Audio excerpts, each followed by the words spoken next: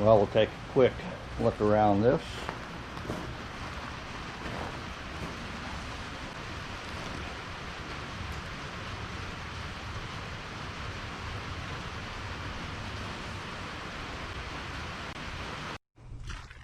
Well, we're out here at the loafing shed today. A little project. We got our heater working. It's not that cold, but it'll take the chill off. And I probably reviewed this already at the start of the video, but this is how it all came together. So what we started with is a old recycled Freon canister. This is a 50-pounder. That meant they sold it by the pound, not the gallon. A donor rim. And it just has to be the right size. Hit that drum. Well, I got it. It's off. But even though it was a chrome rim, it was pretty well rusted on the inside. This is a part you're going to see. So I guess I have to clean up the parts that will be part of that stove and recycle the rest, I guess. So why am I making this barrel stove for a wide open shed? Well, I've got my patio heater here, but guess what? It don't work between 39 degrees. And guess what? It's cold when it's 39 degrees. Guess what you want working? This will work any temperature, even sub-zero. Tell you that.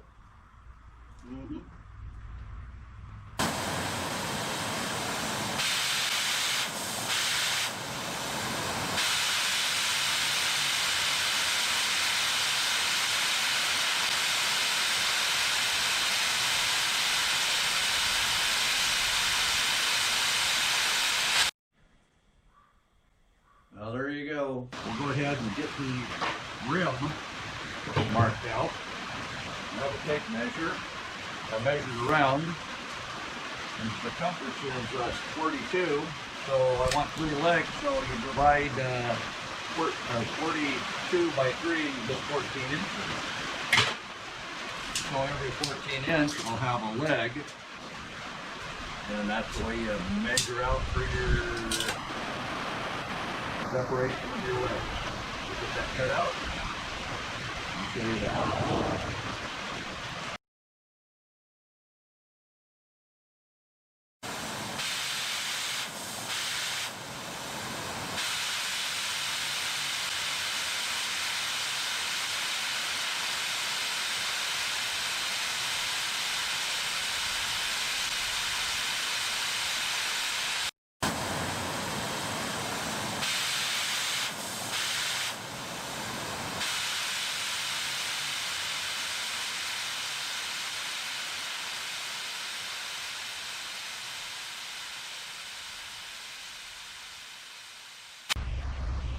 Well, it's a little bit noisy out here today. It is raining on a tin roof, but hopefully you can hear.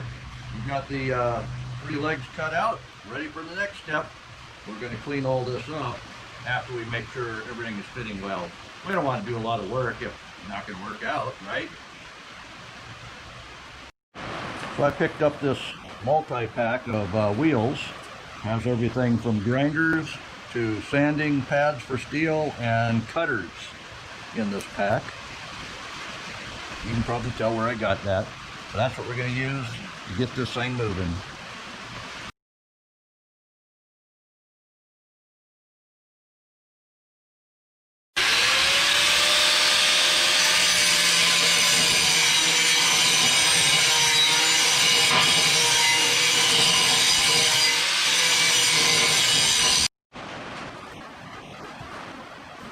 Well, ground up the edges, cleaned them up. Let's see if it fits. There's a lip here where I cut the old top out. That has a bung in it. That's for plastic, so that wasn't going to work.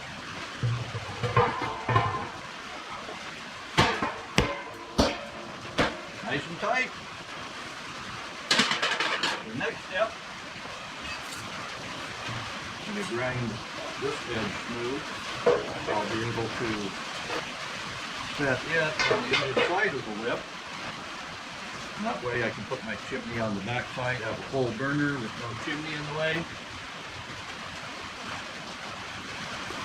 Yeah, you know, my shop teacher, he kept telling Jimmy, he says, Jimmy, you do things like a farmer. I never understood what that meant. I do now. Now, I'll get the thing done.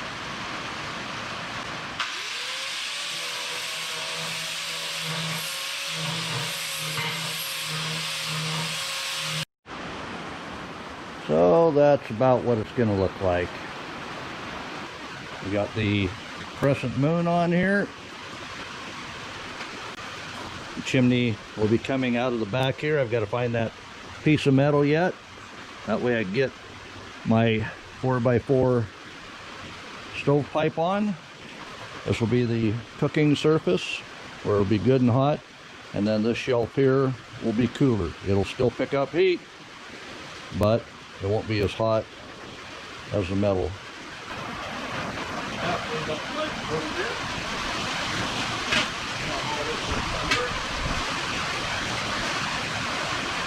Barrel with our top in it.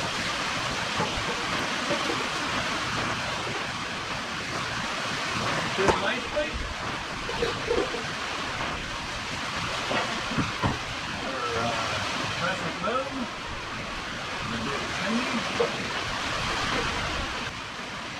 Have a door here you have to make with your inlet.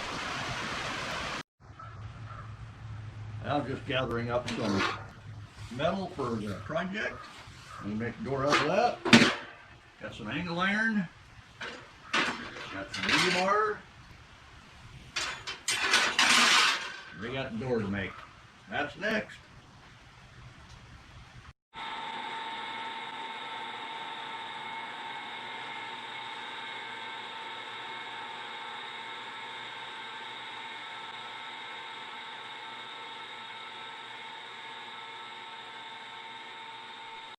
Now I've got the frame for the door cut. I don't have any power out here enough to weld with, so I'll take it over to the welder. I'll be right back. All welded up. Just going to clean up these edges so I can cut a hole in the front of the barrel to slide that in. That way I don't have to do any profiling. So I'm going to set this is the bottom of the stove. I'm setting this up high because I'll be able to set the wood down in. I don't want it so high that it goes over the rim, so I've got about 1 inch at the top yet, which will give me about 3 inches to the top of the door, so the smoke can gather and hopefully go out the chimney and not out the door when it's opened.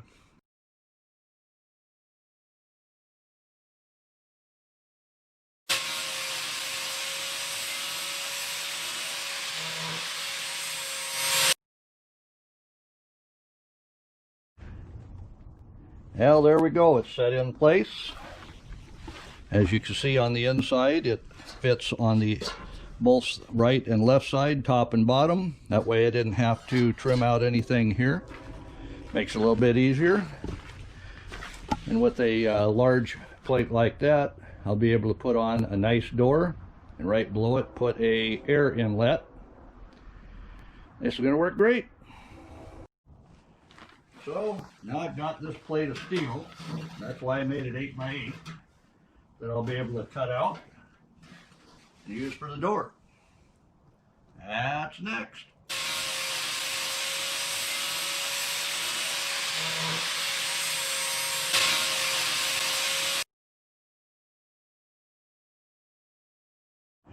So I have a hole here that just happens to line up with the inside pretty much. So I think I'll put a handle there for closing it. And I had a Pyrex dish, and everybody knows Pyrex is oven proof. I think I'm going to add that so I can get some light out of the stove. There you go, got the hole cut in the door, and the glass fits in loosely. That way I'll be able to put a piece of that stove gasket material around that, and then make little clips that will hold that in 4 edges. I think that'll hold it in there just fine, and I'll be able to get some light off of that. Well, I'm going to burn this out, and to do that, I need to break up some sticks, so bought me a new tool to be able to do that. Got that in low and then forward.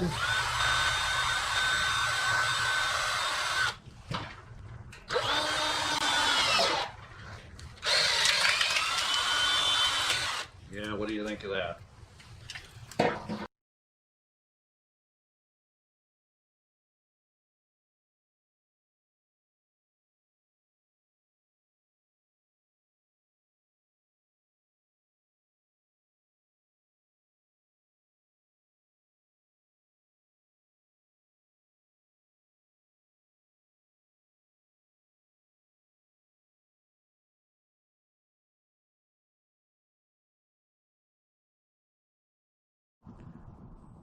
Well, there you go. It looks like it's going to be a successful stove. It's getting good and hot here. Now, just with a few pieces of wood inside there, I do have the air inlet at the bottom to put in, but that one will be easy.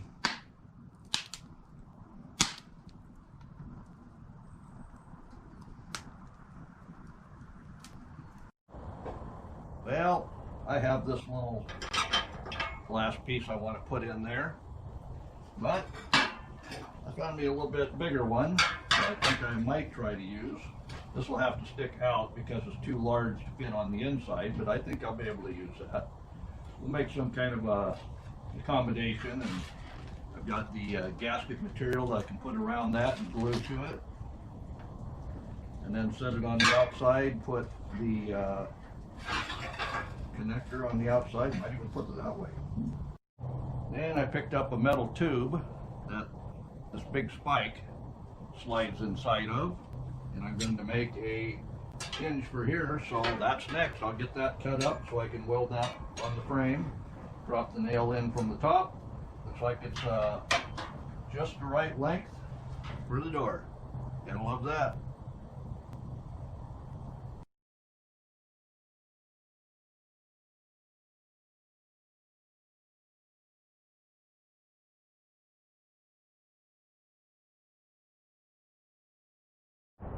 Well, I got a pro tip for you. This tube that fits the nail has a little bit of a weld seam on the inside, so what I'm doing is just taking the nail and smoothing it out. It has little crimp marks, and up at the top it had the bite mark where it made the nail head, where you pound the spike in. I guess it's a spike, not a nail, but I put it in the drill, turn on the grinder, and run it down the stone.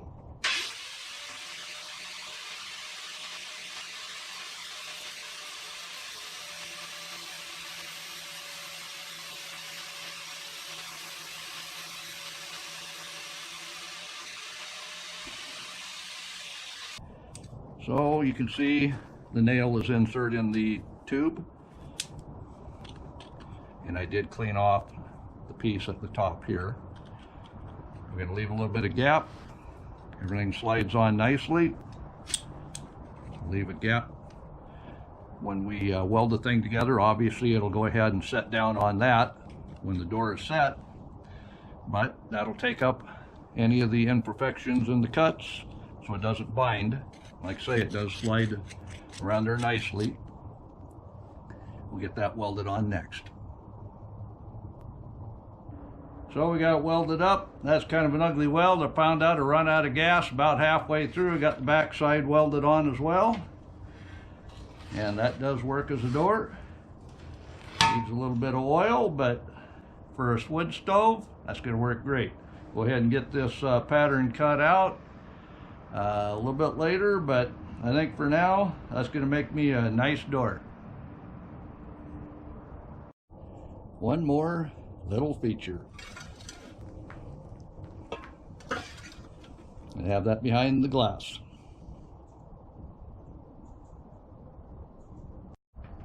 Well, I think the next part I'm going to put on is a chimney. And I got this big piece of iron here at the scrap metal yard. And I'll be putting it on the back here, but I'm going to cut some of this off so it fits at an angle, which means I'll cut an angle here, and that'll attach to the half moon. That will be welded in next.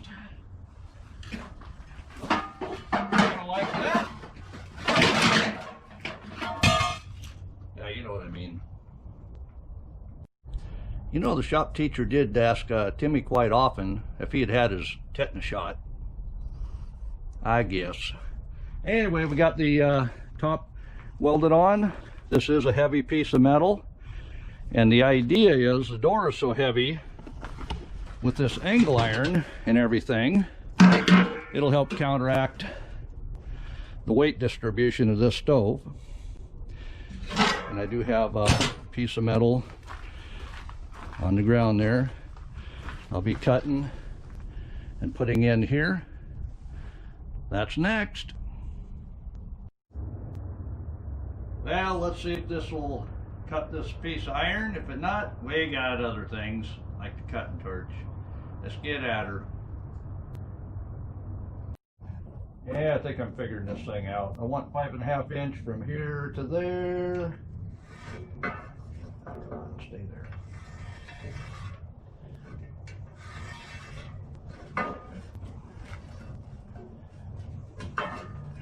Things gotta stop moving. You need a better shot.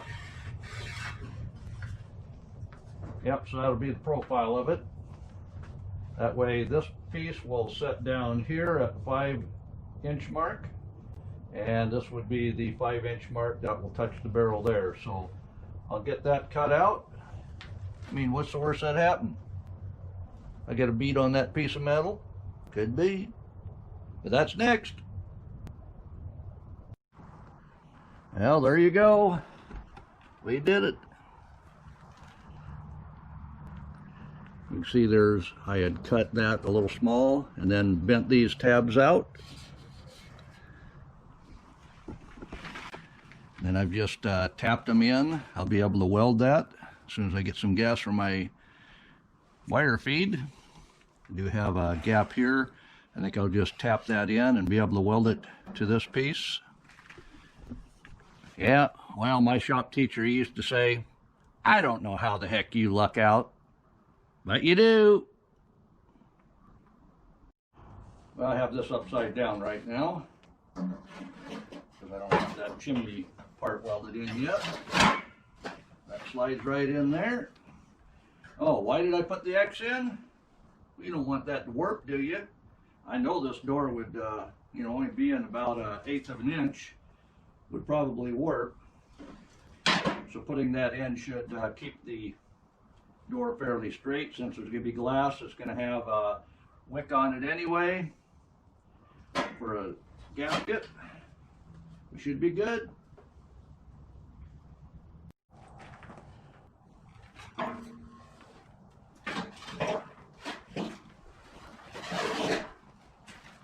Well, I have the door tacked on.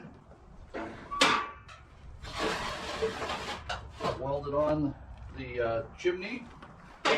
Now to cut a hole out here that's 4 inches round. But it's looking good for what I've got. I do have to make a door handle here. I think what I'll do is have a pin that pops through here, since it is right next to there, that I can just have a little clasp that drops down on that pin. I think that'll work. What do you think? Gotta get rid of my key wrenches.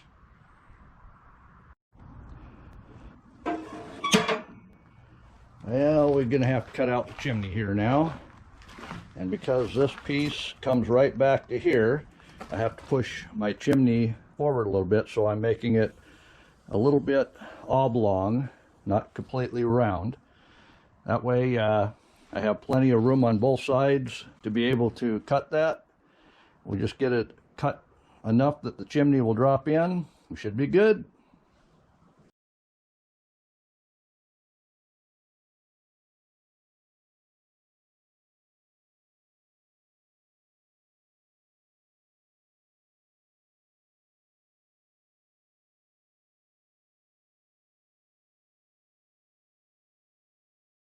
Yeah, we just put in the flue damper. That looks like it's working great. It's got a little extra here, but we'll cut that all off. All you gotta do is get it inside the stove pipe and work it from there. But we got more pipe to put on, but we're gonna try this thing out. I just gotta put that door front on first, and we'll be set. Well, we got the glass to put on here yet. We still have to cut the hole down here for the air inlet, and I think I'll be using this, and I think I'll make a nice wide one, and I'll just leave it open to however much air this will let in all the time.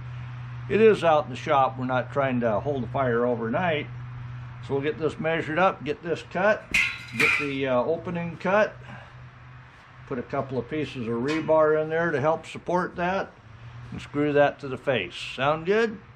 That's what I thought. Well, before we get too far along, I do have the gasket material to put on the donor front plate. Get all the metal filings out of it.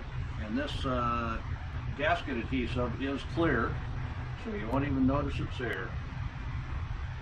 See if we can get this to stick the rope to the front of this, and that way we can set it in place after it dries.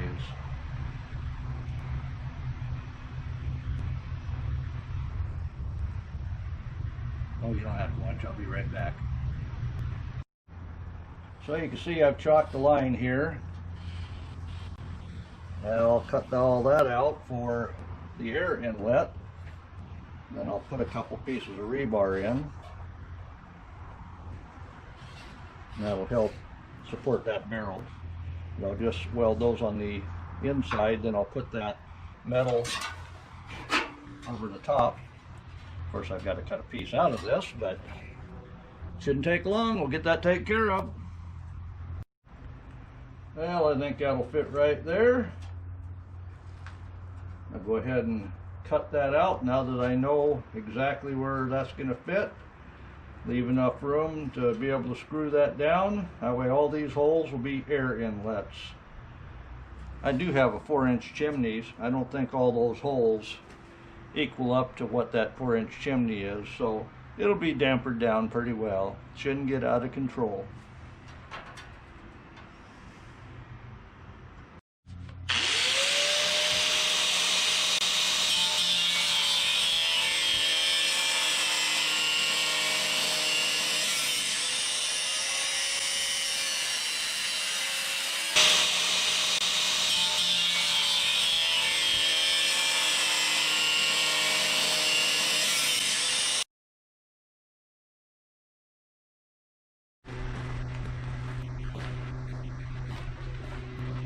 Well, as you can see, we've got the air inlet in. Just waiting for the glass gasket on the door.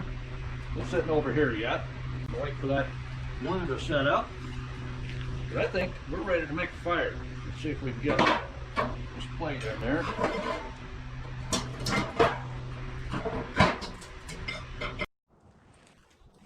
So, I put extra footage on the bottom so it doesn't sink into the ground. And we got this monster.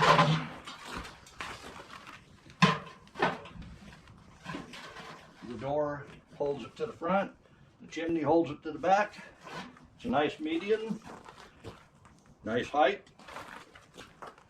It'll get us another chimney piece here. I got it up here.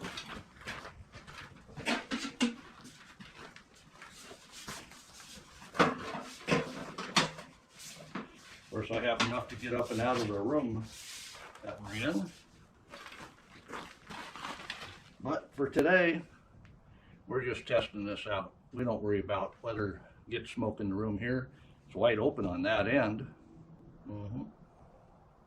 Of course, we got the naughtiest piece there is, but what the heck, it's splitting.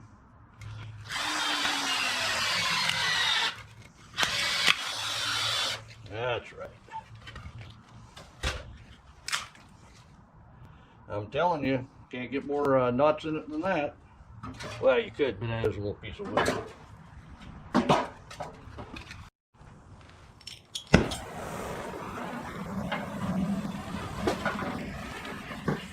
Yep, shop teacher, he talked about Dave. Dave, all he did was want to make a fire. You look over the bandsaw, it was smoking.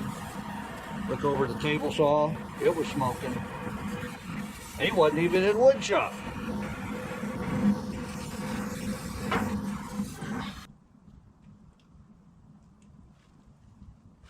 I think what I'm going to do though, I'm going to take some rebar and make a shelf where it sits at the top here and drops in. That way the wood will always be away from the air inlet and working its way toward the back. So it'll actually be at an angle inside there. That way the wood can just, and I'll weld a couple pieces across as well. But that way the wood will set on top of the rebar, giving it lots of loft so it can get air under it so it'll burn. But that'll have to wait. We got to get this thing hot and burn everything off. We'll be right back with you. Well, I have this piece of steel that I just put over the hole here. That way we can see how that wood's going to burn. And we have smoke. That's where it should be coming out. And go ahead and see how hot that gets.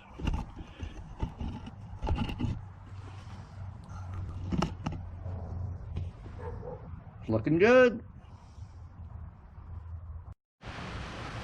Well, we'll take a quick look around this.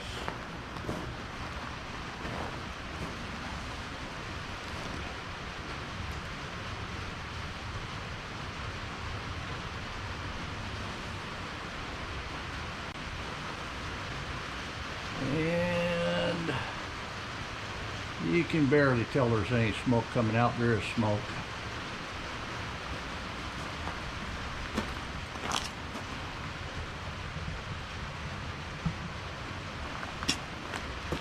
I like having that Pyrex plate on the door there. Give you a little bit of scenery. Beautiful.